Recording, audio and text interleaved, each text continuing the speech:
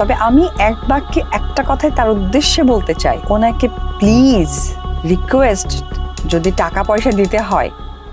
গাজী টিভির একটি অনুষ্ঠানে বুবলিকে দেখানো হয় অপু বিশ্বাসের কিছু কথা।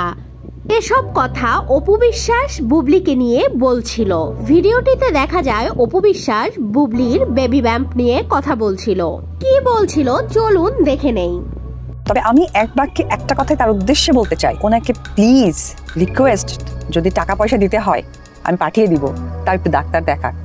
উন্নত চিকিৎসার সেবা পেতে যত টাকা লাগুক অপু বিশ্বাস খরচ করবে। শুনলেনি অপু বিশ্বাসের মুখের কথা।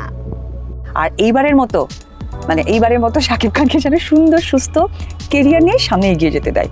কারণ এই যে ফেসবুক পলিসিটা শুরু করেছেন উনি, সেই বেবি বাম থেকে শুরু করে। এবং অপু আরো বলেন এইবার যেন সাকিবকে সুন্দর সুস্থ ক্যারিয়ার নিয়ে সামনের দিকে এগিয়ে যেতে দেয়। এই পলিসিটা এবার আল্লাহর হস্তে মাফ করুক। আর ওনার চিকিৎসার জন্য, উন্নত চিকিৎসার জন্য যে দেশে যেখানে এয়ার অ্যাম্বুলেন্সে যদি যেতে চাই, আমি তারপরও যত কোটি টাকা লাগুক আমি দিয়ে ওনাকে চিকিৎসা করাতে চাই। অপুর কথার পরিপ্রেক্ষিতে বুবলি আপাই কি বলেছেন সেটাও একটু শুনে আসি, চলুন দেখি।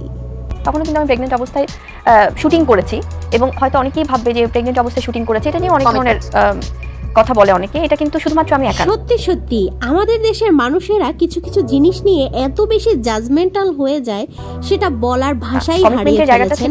যেটা হয়, আমরা আলিয়া ভাটকেও কিন্তু দেখেছি কিছুদিন আগে, উনি শুটিং করছিলেন।